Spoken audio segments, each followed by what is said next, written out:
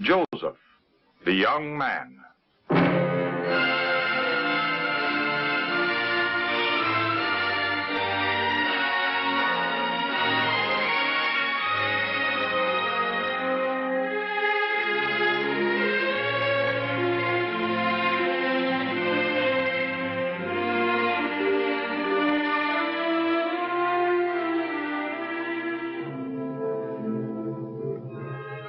Almost 4,000 years ago, there lived in the land of Canaan a man with great wealth and many sons. His name was Jacob, and like his father Isaac and his grandfather Abraham, he too was a worshiper of the one true God. Jacob loved all his 12 sons, but his favorite was Joseph because he was born when Jacob was old and was a lad with a humble faith in God. To show his love for Joseph, Jacob had given him a beautiful long robe. And when his brothers saw that their father loved Joseph more than any of them, they hated Joseph. They hated him even more because of 2 dreams he had. Father, I had another dream last night. A dream even more strange than the one before, where my brother's bundles of grain bowed down to my bundle. What was it, Joseph? Well, this time, the sun, the moon, and 11 stars were bowing down to me. What's the meaning of this dream? Am I, your mother, and your brothers all to bow down to the ground to you? Dreams were not taken lightly in those days, for God sometimes revealed his plans to people in dreams. So Jacob kept in mind what Joseph had said. But his brothers were so jealous of him, they secretly wished they were rid of him once and for all.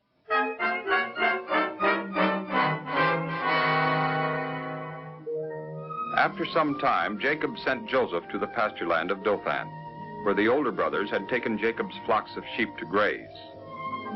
Eager to see his brothers, Joseph made the long journey from Hebron, looking forward to some happy greetings from them. But when the brothers saw him coming, they began to plot against him. Look, here comes the dreamer. Let's kill him and throw him into one of the pits. Then we can say that a wild animal has killed him. And we'll see what becomes of his dream. No, don't kill him. Throw him into this empty pit. Leave him here in the wilderness, but do not kill him. Reuben planned to rescue him later and send him back to his father. So thanks to his oldest brother Reuben, Joseph's life was spared. When Joseph came to them, they jumped on him and tore off the long robe he was wearing. Ignoring his cries of protest and his struggling, they forcefully dragged him and finally let him down into the empty pit. Then they made ready to sit down and eat, paying no attention to Joseph's pleas for mercy.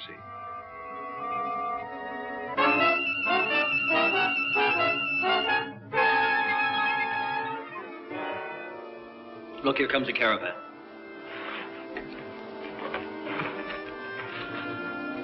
That's a caravan of Ishmaelite traders. Probably from Gilead on their way to Egypt. What's there for us to gain if we kill Joseph? Let's sell him to the Ishmaelites. That's a good idea, Judah. Very fine, isn't it?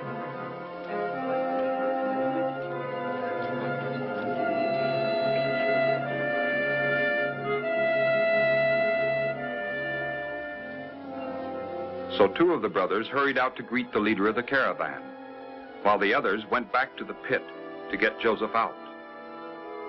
It didn't take long for the caravan leader to realize that he could buy a slave at a bargain. Unaware of the fate awaiting him, Joseph was glad to be brought out of the pit.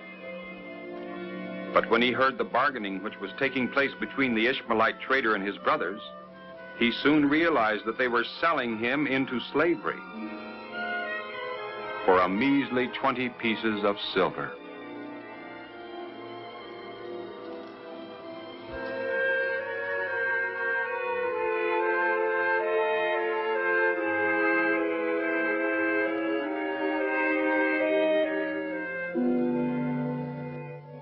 Torn from his father's home and sold as a slave by his brothers, Joseph was left with but one hope and comfort: God, in whom he trusted. And Joseph's brothers dipped his robe in goat's blood and brought it to their father, saying, "We found this. See whether it is Joseph's robe or not. It is Joseph's robe. Joseph. A wild animal that's torn into pieces. Joseph!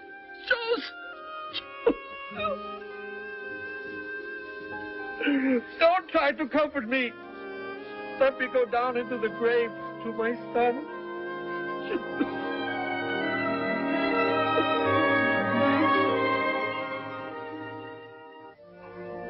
But as in the past, so also in slavery, God was with Joseph. He was sold to a kind and wealthy Egyptian named Potiphar, who was an officer of Pharaoh, the ruler of Egypt. And when Potiphar saw how faithful and honest Joseph was, and how the Lord was with him and blessed him in everything that he did, he made Joseph the overseer of his house and all that he possessed. And on account of Joseph, the Lord blessed everything that Potiphar had.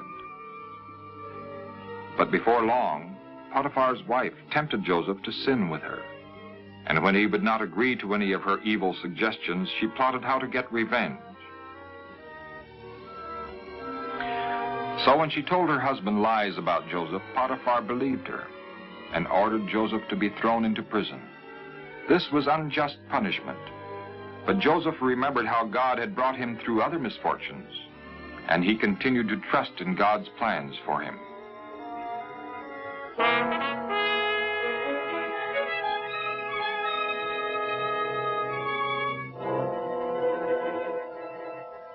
Also, in prison, the Lord was with Joseph. Soon the prison keeper put Joseph in charge of all the other prisoners. After some time, Joseph became acquainted with the king's butler, who had been in charge of Pharaoh's wines, and also the king's baker, both of whom had greatly angered Pharaoh and had been thrown into prison. Why do you look so gloomy today? We have had strange dreams. And there's no one to tell us what they mean. Isn't God the only one who can tell us what they mean? But why don't you tell me what you dreamed?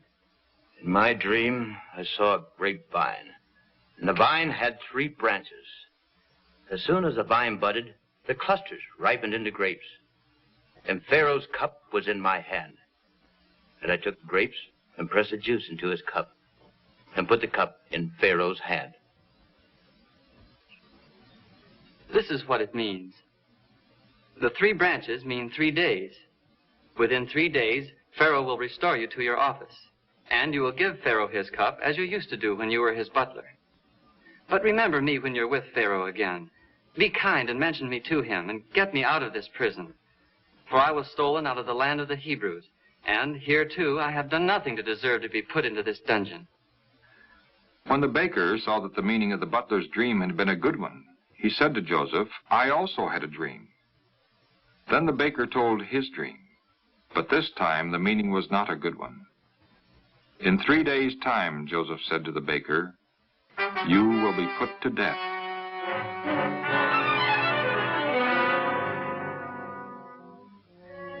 Everything happened just as Joseph had predicted. After 3 days, Pharaoh celebrated his birthday, and the baker was condemned to death, and the butler was restored to his former position. However, the butler forgot all about Joseph, and Joseph had to remain in prison for 2 more long years.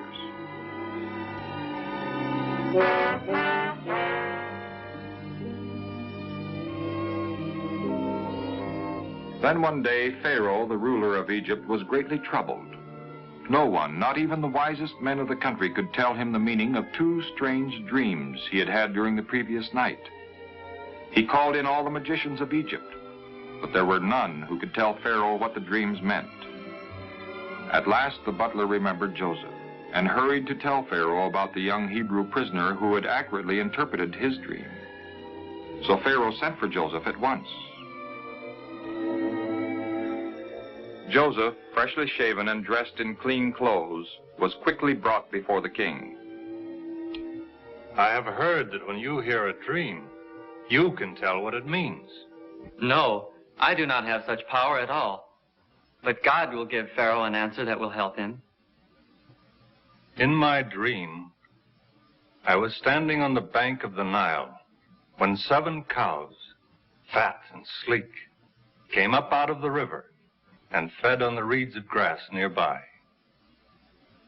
And after them, there came 7 other cows, thin and very ugly, such as I had never seen in all of Egypt. And the thin and ugly cows swallowed the first 7 fat cows. But when they had eaten them, you could not tell that they had eaten them, for the ugly cows were still as thin as at the beginning. Then I awoke. In a second dream, I saw 7 ears of grain, full and good, growing on the same stalk.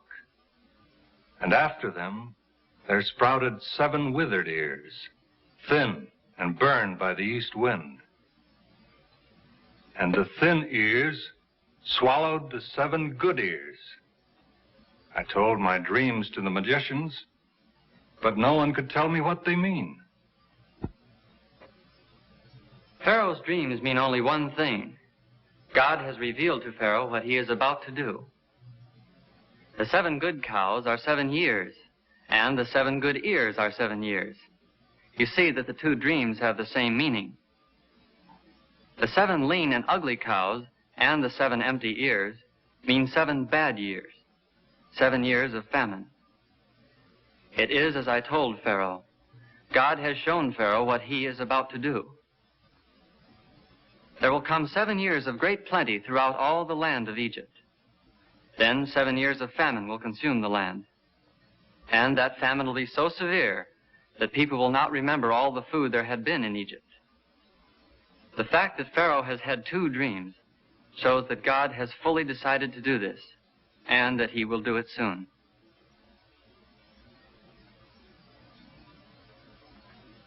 Now that I know the meaning of these dreams, what should be done about the famine that is coming? Let Pharaoh select a wise and understanding man and set him over Egypt. Let Pharaoh also appoint officers over the land and take 1/5 of the harvest during the 7 good years. Let them gather all the food of these good years and store up grain in the cities and keep it there, so that when the 7 years of famine come, the people of Egypt will have plenty to eat. Can we find a man with the Spirit of God in him, like this man? Since God has shown you all this, there is no one so wise and understanding as you are. You will be in charge of my palace, and all of my people shall do as you command. Only as regards the throne will I be greater than you. You see, I am putting you in charge of all Egypt.